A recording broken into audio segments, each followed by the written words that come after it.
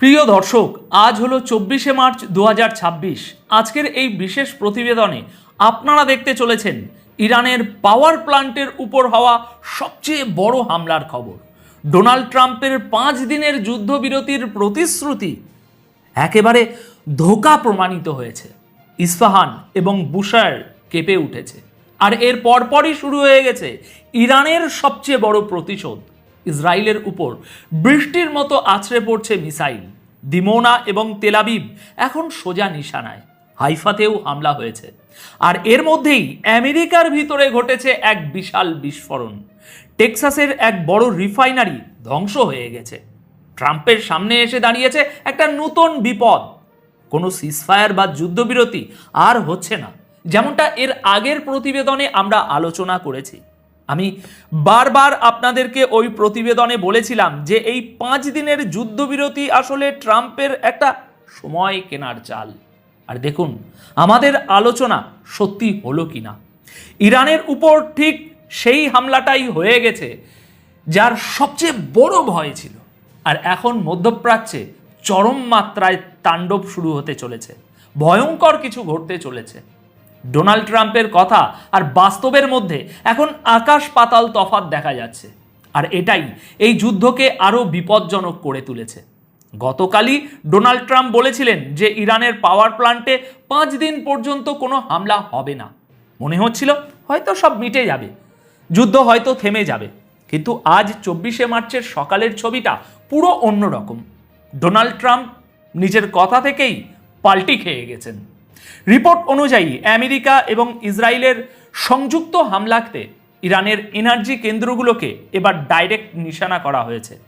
আজ 24শে মার্চ সকালের ছবিগুলো দেখলে শিউরে উঠবেন। ইস্পাহানে গ্যাস অ্যাডমিন বিল্ডিং এবং গ্যাস প্রেসার স্টেশনে হামলা হয়েছে, যার ফলে আশেপাশের ঘরবাড়িরও ব্যাপক ক্ষয়ক্ষতি হয়েছে। ওদিকে খুররাম শহরে পাওয়ার প্ল্যান্টের গ্যাস পাইপলাইনে হামলা করা হয়েছে। অন্যদিকে বুশাহেরে ওয়াটার ডিস্যালিনেশন ফ্যাসিলিটি এবং আবহাওয়া দপ্তরের অফিসেও হামলা করা হয়েছে। এই হামলায় এক ইরানি অফিসারের মৃত্যুর খবরও পাওয়া যাচ্ছে, আর খবর প্রতিনিয়ত আপডেট হচ্ছে। আপনারা যখন এই ভিডিওটি দেখছেন ততক্ষণে হয়তো মৃতের সংখ্যা আরও বাড়তে পারে। আপাতত এটা পরিষ্কার যে কাল পর্যন্ত যে যুদ্ধবিরতির কথা বলা হচ্ছিল বাস্তবে তার কোনো অস্তিত্ব নেই। আর সবচেয়ে বড় বিপদের কথা হলো, ইরান তো আগেই বলে দিয়েছিল যে তাদের ইনফ্রাস্ট্রাকচারে হামলা হলে জবাব হবে কয়েক গুণ বড়, আর এতে গোটা মধ্যপ্রাচ্যে হাহাকার পড়ে যাবে। দেখুন দর্শক, এতদিন যা হচ্ছিল তা কিছুই নয়। এখন যা হলো আসল খেলা সেটাই এবার শুরু হবে। তার মানে এর পরের ধাপে শুধু যে পাল্টা হামলা হবে তা নয়, ওসব পুরনো হয়ে গেছে, বরং পুরো রিজিয়নের বিদ্যুৎ ও জল সরবরাহ ব্যবস্থাকে নিশানা করা হতে পারে। আর ঠিক এই মোড় থেকেই এই যুদ্ধটা শুধু দুটো দেশের মধ্যে সীমাবদ্ধ থাকবে না, গোটা মধ্যপ্রাচ্যকে ধ্বংসলীলায় পরিণত করবে। দেখুন, এই যুদ্ধের পরিস্থিতি দেখে আমি আপনাদের একটা ইঙ্গিত দিতে পারি যে ইউএই এবং সৌদি আরবও এই যুদ্ধে ঝাঁপিয়ে পড়তে পারে। আমি গ্যারেন্টি দিয়ে বলছি না যে তারা ঝাঁপাবেই, তবে সেরকম জোরালো সম্ভাবনা দেখা যাচ্ছে। এখন প্রশ্ন হলো, যেখানে প্রতিশ্রুতি 24 ঘন্টাও টিকছে না, সেখানে এই যুদ্ধ কি আর কারো কন্ট্রোলে থাকবে, নাকি পুরো অঞ্চল এর আগুনে জ্বলে পুড়ে ছাই হবে? ট্রাম্পের কথার উপর এখন দুনিয়া বা বিশ্বের কোনো মিডিয়া বিশ্বাস করতে পারবে না।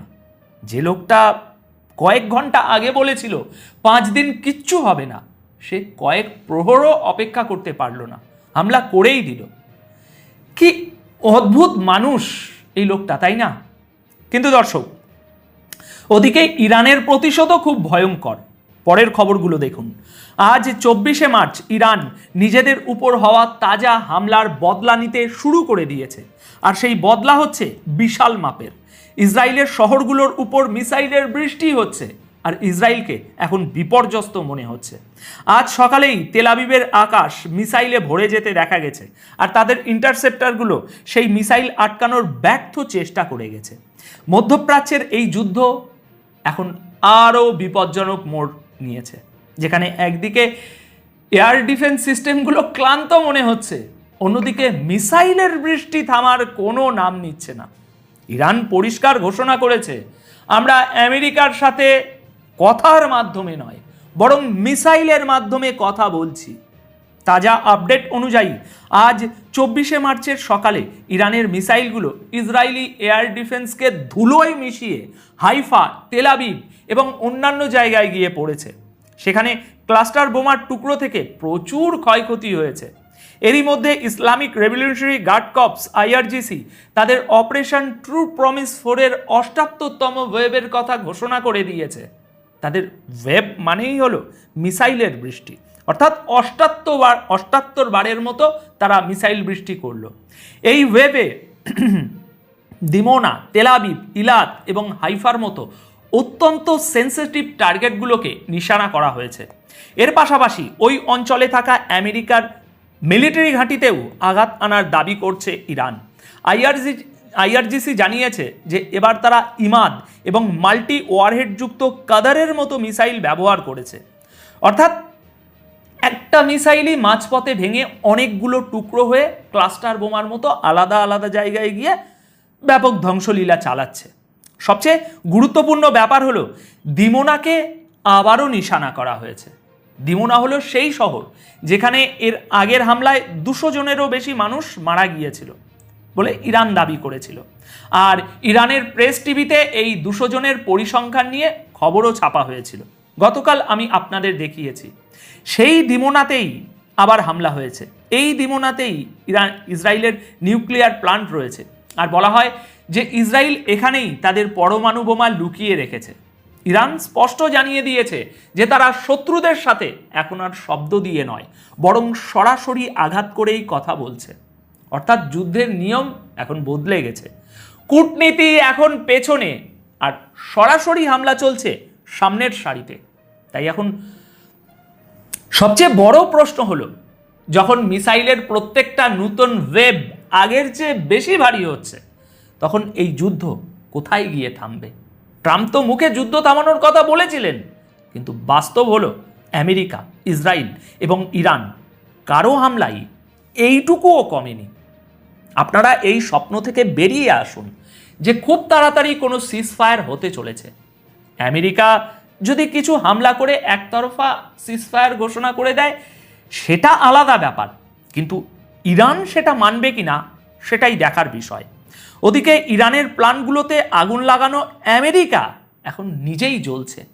তাদের ওখানেও খুব বড় আগুন লেগেছে আজ। আমেরিকার টেক্সাস প্রদেশ, জায়গাটার নাম পোর্ট আর্থার, আর এখানেই রয়েছে ভ্যালেরো নামের একটি বিশাল রিফাইনারি। এখানেই ঘটে গেছে একটা ভয়ঙ্কর বিস্ফোরণ আজ 24শে মার্চের সকাল, যা আমেরিকার সময় অনুযায়ী 23শে মার্চের সন্ধ্যা। এই বিস্ফোরণে পুরো এলাকায় হুড়োহুড়ি পড়ে যায়। আজ 24শে মার্চ 2026-এর সকালের রিপোর্ট অনুযায়ী বিস্ফোরণের পর আকাশে কালো ধোঁয়ার কুণ্ডলী ছেয়ে যায় এবং প্রশাসন আশেপাশের মানুষদের বাড়ির ভিতরেই থাকার নির্দেশ দেন। খবর অনুযায়ী আমাদের সময় সকালবেলা হলেও আমেরিকার সময় সন্ধে 6:30টার দিকে এই বিস্ফোরণ ঘটে। বিস্ফোরণ এত জোরালো ছিল যে আশপাশের বাড়ির জানালা পর্যন্ত কেঁপে ওঠে। পুলিশ এবং ফায়ার ব্রিগেডের দল ঘটনাস্থলে পৌঁছায়। আগুন নেভানোর চেষ্টা চলছে, কিন্তু আগুন ভয়ঙ্কর রূপ নিয়েছে। তবে প্রাথমিক তদন্তে জানা গেছে যে এই বিস্ফোরণ কোনো ইন্ডাস্ট্রিয়াল হিটারের কারণে হয়েছে। ইরান এই হামলা করেনি।